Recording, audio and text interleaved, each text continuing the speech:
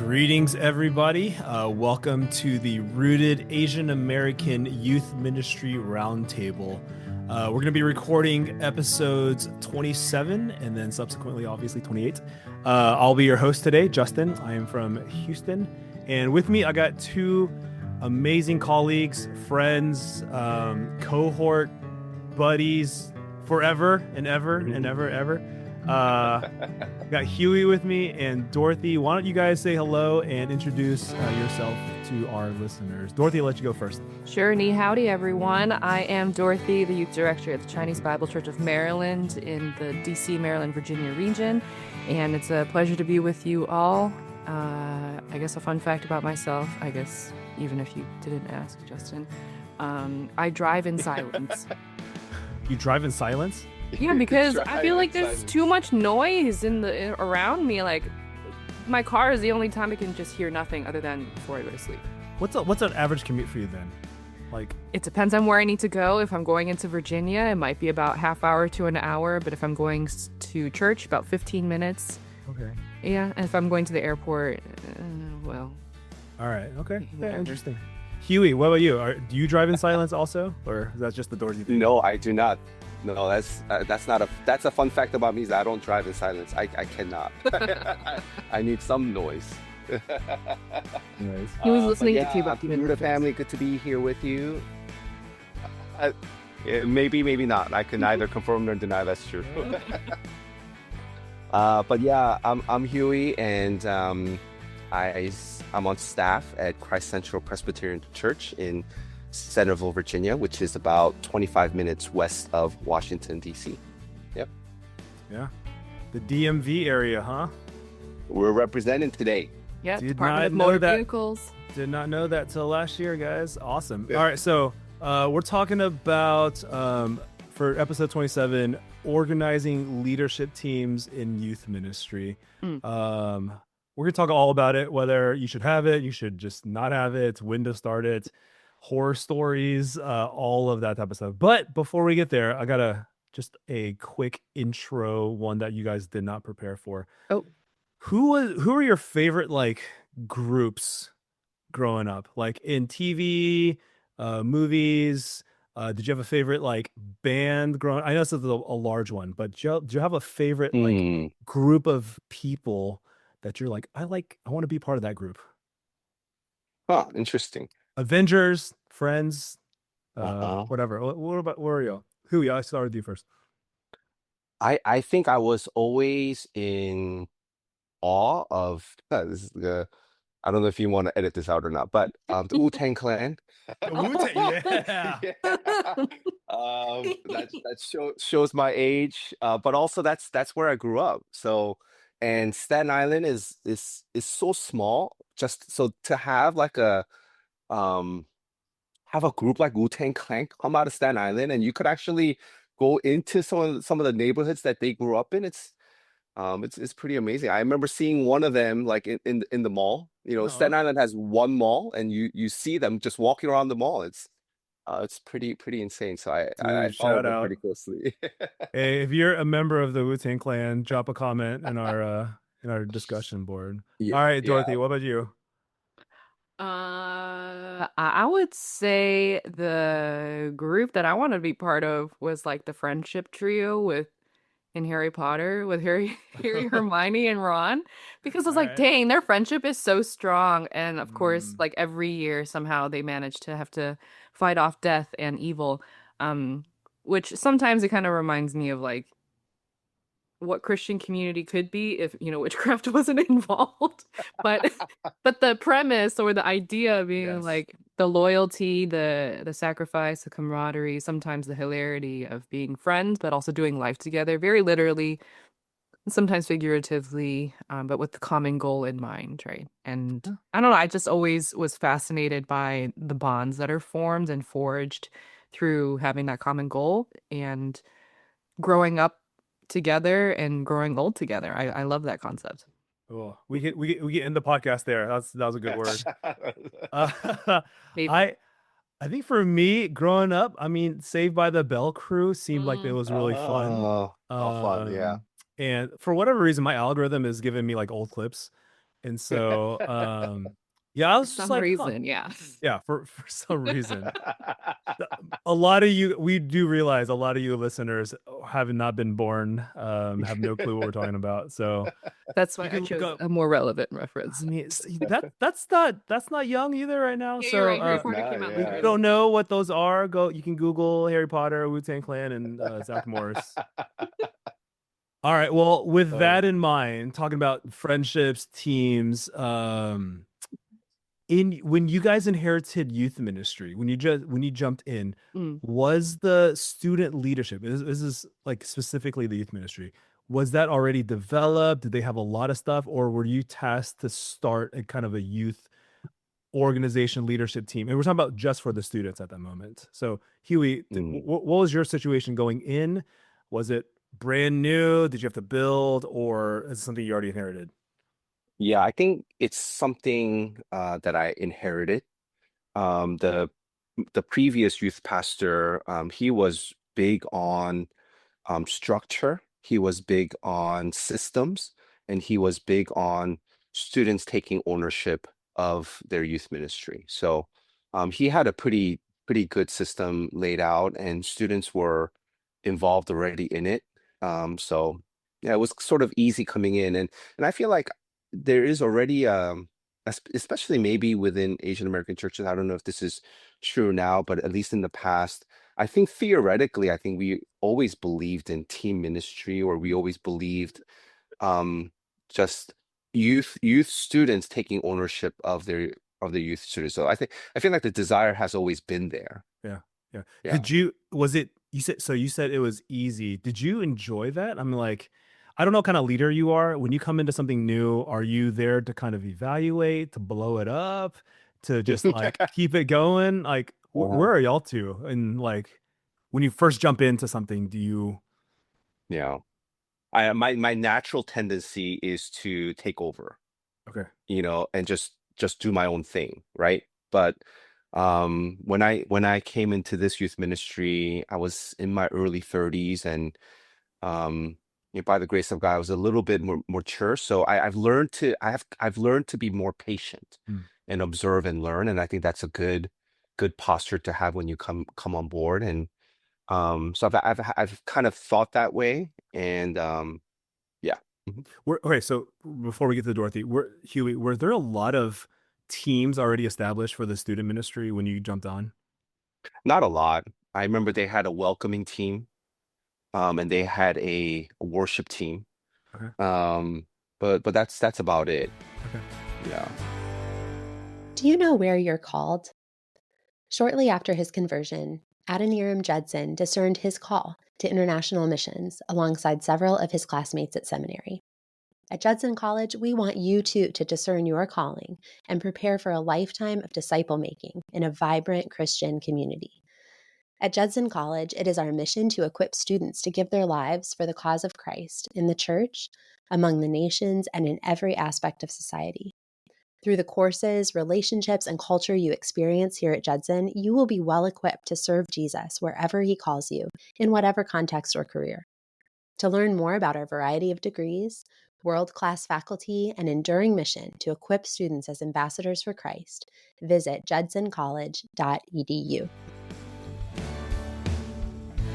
Dorothy, what about you? What was the initiation into the student ministry like? What did you have to build from scratch? Did they have like 1,000 teams, or what was it? So in this current season of ministry and in my existing post, what happened is I inherited the whole system. And I'm very grateful for that because it meant I did not have to build things up from scratch. Although a year or two after I started, it was like, oh, COVID. So it wasn't Oh, exactly the most welcome learning curve that anyone really expected or wanted. But I think that I'm very appreciative of my predecessor, who is also now a congregational pastor in my church.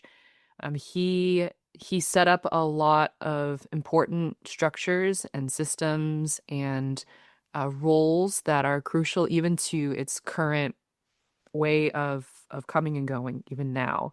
And I feel for him, but I also will never know the degree of how much struggle he may have gone through in those phases when he came on staff like 10 years ago. Because he inherited a mess. Is what it is. Mm, So I respect the grit and the resilience that he had to put forth, and just imagining how much dependency he really had on the Lord and the leaders who were sparse at the time. But um, I think I've just been blessed to inherit a system and to have the privilege, I could even say, to refine that over the last few years as I've been youth director, Yeah. previously his assistant. Although in my most immediate prior context, like 7 to 10 years ago, I was entrusted with managing a grassroots like middle school worship service, and that was tough. I was also less mature at the time, and I think I was so heavily focused on the tasks, I was far less attentive to taking care of the students themselves, who in the theory, like, they were the ones, middle school students are the ones running the service, and I was speaking and like training up students to lead worship. But I think at the end of the day, it's hard to have students in positions of leadership or capacity if they're not actually saved. And I think, mm, again, that's one of the struggles of trying to be so grassroots is we're focusing on let's encourage students to serve, but they don't really know if they follow Jesus or not. They just come to mm. church. So I'll stop right there. But No, I so agree we with we both we sides. have to we got to talk about that, right? Because I Oh, think that okay. well, because that's Yeah. that's what everyone is thinking through, right? Yes. And I think you're coming from a student's perspective, a parent's perspective, Yeah. a youth leader's perspective, and then the youth pastor's perspective, and then on top of that, the entire church's leadership org system, right? Because everyone Mhm. has an opinion, so you're dealing with at least 5 to 10 opinion Oh, yeah. understandings. And so, how do we go about that, right? Like, how do we offer experience, but then at some point go, hold on a second, is there a gatekeeping element to positions of teaching, leadership, worship? How did you guys think through that? Let's start with the most talked about one first, worship team. Mm. Did you guys allow anyone to jump on, or were there certain requirements? Uh, who wants to take it? Man, that's a hard one. Huey, you got pointed out. Let's go. Dorothy set you up. Let's go. Okay, so on one level, I do think there is, I think it's good to have some consistency, not just within how youth ministry kind of runs, but across the church, Mhm. right? So for youth praise teams, as much as you can, I think it's good to align youth praise teams to kind of the other praise teams that might be in the church. So, for example, in my context, we have worship team that's for kind of our adult congregation, Okay. and they have certain expectations and boundaries and guidelines. So, for our worship team, um, you have to be a member, or or at least you have to be in process to serve on the worship team, which also means to become a member, you have to publicly profess your faith in Christ. So I think it's good and helpful to have that kind of guideline within youth praise teams. It's just that so you feel like youth ministry is not siloed, Mhm. right? It's not really the case that youth ministry can do whatever they want. I think it's Right. always good to kind of connect the youth ministry to the wider church. So we try to kind of align that, and yet at the very same time, our youth ministry, there is, I don't know if this is the right word or the phrase, but there needs to be sort of a bit more grace, or just kind of a casting a bit of a wider net, Mhm. so for example, in our youth students, um, they could, yeah, I think what we allow now is anyone can join the team to serve, but in terms of being upfront and leading, Mhm. our desire and our expectation is that you are in process of either being confirmed or being baptized or at least taking the confirmation class. That's just kind of our structure, right? So Right. we kind of, every student is on a journey, and we want to be sensitive and open to that.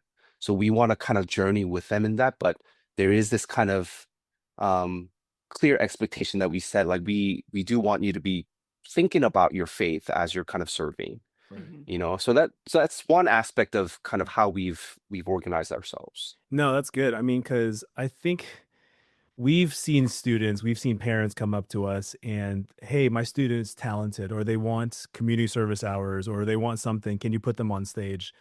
That's Mhm. a hard lifetime decision. You don't want Yeah, to quench that fire, but then at the same absolutely. time, you're going, hey, we're a church. There has to be ministry involved. Yeah. Dorothy, how have you thought through that? Because I know you work a lot with like the worship ministry. Yeah, it's been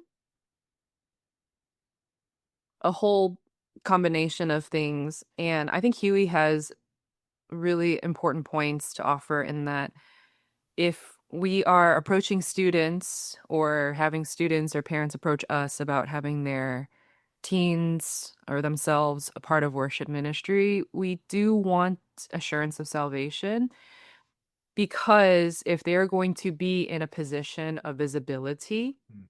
then they will inevitably also undergo more scrutiny. And I think that it can feel stifling to some that there may be any barriers to entry, meaning like, oh, you actually have to be a regular attender or attempting to become a member or even profess faith because they just want to do the thing, right? Yeah. And that's something where we do have to diplomatically but still truthfully communicate to the individual or to the parent is like I appreciate your enthusiasm, but more importantly than exercising a skill or gift or ability is why do you want to use it? Yeah. Mhm. And I think sometimes that gets lost in the mix, right? It's like, I just want to do the thing so I can build it up, or maybe I need more affirmation, whatever it could be to fill your bucket. But at the end of the day, and I've actually had to talk to some student leaders about this amidst, some failure or misunderstandings. I've said, I care more about your character more than your competency right now because Mm. you can have the rest of your life to develop a skill. But while you're under my care, I want to make sure that you're actually following Jesus, not just the way of being more recognized or Right. just fulfilling a task. And sometimes we won't have worship. Sometimes we won't let students even serve with the adult worship team, which is something that we've been trying to do more in the intention of intergenerational ministry Yeah. and cross-congregational serving. Um, but it's like if you're coming from a place of unhealth or from self-serving motivations, it's like I think that's a point of reflection first. And then I even have them fill out a form like, why do you want to join worship team? It's like to serve God. What does it mean to serve God? Like, okay, let's take a little more time and we'll try to flesh this out together. Or maybe that means I need to teach more on what does it look like to Yeah. serve God. So Yeah. No, that's Yeah, good. and yeah, and I'll just say this real quick, Justin, is I think it's really good and helpful if we are to have these kinds of expectations and even guidelines and some lines that are kind of drawn, um, that we also think through other ways that students can serve if they Mhm. are still working out their faith and thinking things through. I think there needs to be other places where they are welcome to serve as they're journeying this thing called faith, right? Mm. Yeah. And it's, I think it'll be helpful for us to kind of really leverage and platform these other ways to serve the church and serve the youth ministry, because as Dorothy was saying, like the praise team, that gets so much attention Mhm. because you're Mhm. up front, Mhm. and and sometimes you feel like that is like the glory of serving is like it's right there, Varsity right? team. That's the varsity, right? But that's not true. I think so. It's our responsibility to create meaningful ways that other students can engage, if there are these expectations and guidelines and boundaries to serving on Mhm. praise team. I mean, And that's those good. things need to be elevated too, Yeah, that's so good. I mean, and again, if you're a younger youth minister or even I would say a youth listening to this, I think that is going to be the hard part. Mhm. You know, Yeah. the front facing gifts are the ones that get the attention. And I think, like Dorothy said, it comes with responsibilities as well, though. Yeah. More visibility, you get more scrutiny, and that's just part of it. But then I think in First Corinthians, you look in Ephesians, there's multiple parts of the body, and they're just as valuable, Mm-hmm. right? There's seen, unseen parts, and I think they all have to work together. Hey, friends, if you've been walking with us here on this Rooted podcast, you already know our heart. Bible saturated, gospel centered ministry rooted in deep relationships. So, we want to make sure you know about something that's at the very core of what we do, the Rooted Conference. Every fall, we gather youth, children, and family ministry leaders from around the country for a time of encouragement, equipping, and connection. It's just the gospel, great teaching, and real conversations with people who get what it's like to be in the trenches of next gen ministry. This year, we're diving into the church in the book of Acts, and we'll explore how the early church speaks to the pressures facing today's teenagers and families, especially the weight of radical individualism. We'll be in Chicago October 23rd through 25th, and we would love to see you there. So whether you're a longtime part of the Rooted family or just starting the journey, come join us. Let's learn together and walk forward in hope for the next generation. Register today at rootedministry.com. Okay, if I can pivot there then, because I want to go two ways, but on the horizontal plane in terms of youth leadership teams, like Huey, you said this, where are the other elements that you guys have either implemented in terms of where students can be part of that team, or was there a team that you wanted to create, you just never got a chance to go into yet? Dorothy, I'll start with you first. A team that I never got the chance to create. So forgive me if I'm kind of rubbing this in anyone's faces, but I think I actually have a dream team because Like the basketball team? yeah, all stars. No, the biggest thing I look for in any student leader, aside from professing faith in Christ, is like there's a sense of faithfulness that isn't just rooted in showing up for their friends, but it's wanting to be present because they've first experienced God's grace, and that's what propels them and motivates them to want to do the same, right? I think faithfulness, maybe particularly because we're in a Chinese context, is definitely modeled but not necessarily talked about, or sometimes it's misinterpreted as like doing the same thing over and over again until you just get tired and then you just dump it on someone else. But no, I mean, in this case, faithfulness as the steadfastness, the sense of loyalty, of presence and consistency. And these kids, my current batch of student leaders, like kids, if you're listening to this, don't let it get to your heads. They show up, but also because their parents bring them. And I think that generally they come from backgrounds where either their parents have done what they can to model what faithfulness looks like, or that they may sometimes see from a broken home standpoint that they see what unfaithfulness looks like and they don't want any part of that, right? So I'm just very, very grateful for those who are serving under me and serving alongside me, because I really could not have asked for a better team of brothers and sisters who are committed to their church as much as to this ministry. So I think the Lord has been overwhelmingly redeeming from my previous context where I could barely get anyone to help me out. But I think here it's been healing for me, actually. I think that there's a very, very deep sense of gratitude that I hold, because, and not just because I'm transitioning out of my role by the end of the year, but I think that the vision and the desire to serve God faithfully has been caught as much as it has been taught. Sure. And that's what I want, my team to continue with, is like, be faithful to Jesus, not to me. Be loyal to the cross and to the mission of the church, not to a particular leader by any means. So that doesn't really answer your question, Justin, but I think that that's what I've always wanted, because I know that in adult ministry, and I'll, kind of wrap it up with this, like in adult ministry, you look for the people that you need. But my philosophy is I develop the people that I want. Yeah. Because ministry is about relationship. Relationship is discipleship and mentoring and, whatever adjacent terms and methods that you could put forth. But more importantly, even if it seems demeaning to handhold someone, like they want to be held, they want to be led. And I think that's something you cannot teach is humility. So I'm here for it. And I think the Lord has presented people who want to learn under me, which I might not have identified them. And if they want to learn, then I'm willing to teach. Yeah, no, that's so good, and I think that that becomes the backbone of any strong leadership team, right? Character, competency. I mean, I think Mhm. you're gonna do that. Huey, I'm gonna throw it back to you. What are some teams that you seen work well? What are some things that, or even a team that you wish you could have created that you just haven't got time to? Mhm.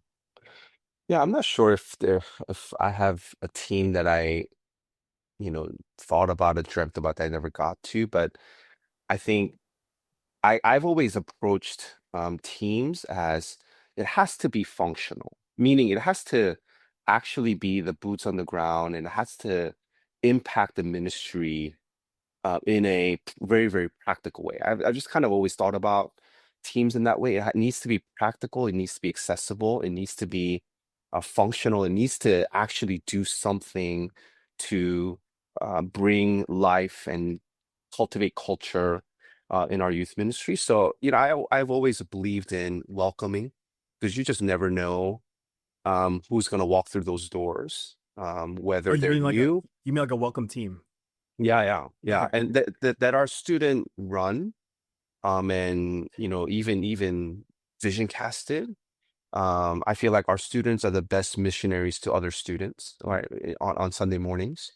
I feel like social media team is important, not to kind of make a name for ourselves, but to testify to what God is doing in our midst. So I've always believed in that, right? So just two out of the couple of other things I could think about, but yeah. No, that's good. I mean, I I wonder how we can do this more, right? Like as we think through student ministry, I think part of it is getting the freedom to play around with like, hey, every year, and I think this is what we keep challenging student pastors and leaders. Every year you get a chance to kind of almost keep consistency, but also like think and contextualize where the students are going next year. Right. What Mhm. happens with this batch of students? What happens with this thing? What's a new team that we can think of? And maybe this is where, Dorothy, your dream team thing can happen as you guys plan in the summer for the fall, right? Like, let's just have the students get together. And I wonder what would happen if we would let them kind of lead out in vision casting a little bit too, Sure. because Yeah. they would know what they would need, and they would also know what their non-Christian friends or Christian friends would need. And I wonder, and I think this is why the church is so beautiful, because you have different people with different strengths and weaknesses coming to the table and presenting not just their need for Christ, but also where they think they can bring the church and the youth group. Okay. And I know. wait, Yeah, go go ahead. ahead. No, no. No, just real quickly, I do think it's important for youth, pastors, leaders, directors to keep listening to the students Mm-hmm. because Wait, hold on. Say that again. Say that one more time. One more time for the people in the back. Right, my internet connection was off. Because that's Say that again. because that's Huey. good. Yeah, I think some No. people didn't hear that. just in case you come in thinking, you are the show and you are the man or the woman that's going to change everything. I really do think it's very, very important that you keep listening to your students Mm. because you're giving them an opportunity and you're challenging them to think critically about their generation. Mm-hmm. Because what I've experienced is that students are just okay with just repeating the same things over and over again, and that's kind of what Dorothy was saying, right? They're always living in the past, and they sometimes they say, when I was in sixth grade, we did this, and that was so amazing, and we just want to do that over again. But when we kind of invite students to speak into how our youth ministry is going to go, you're giving them an opportunity to just think critically and you're challenging them. What was in the past, God might be actually doing something new. And what does it look like for us to be attentive to that and listen to that? And not that everything has to be different, but just for just giving them a chance, an opportunity to challenge themselves to say, what is God doing in 2025 that he might not have done in 2020? Yeah. You know what I mean? Yeah. So yeah. No, that was so good. I appreciate you guys, and honestly, your faithfulness to see multiple generations come in and out. And I think that allows us to kind of go, hey, this is what the church can be, this is where we want it to go. And so if you're a student minister listening out there, it's going to take a bit. These are muscles that, you can't shortcut this. You're just going to build. But I think the best thing is involve your students into figuring out what the needs are. And then as you are implementing, give them resources so that they can flourish and that they can do this. And when they fail, be there to let them know, hey, we're going to fail together. This is a safe space to fail as well. And so, man, we're praying for you guys who are listening. We want to hear your stories. And so again, thank you guys for listening today at the Rooted Asian American Youth Ministry Roundtable.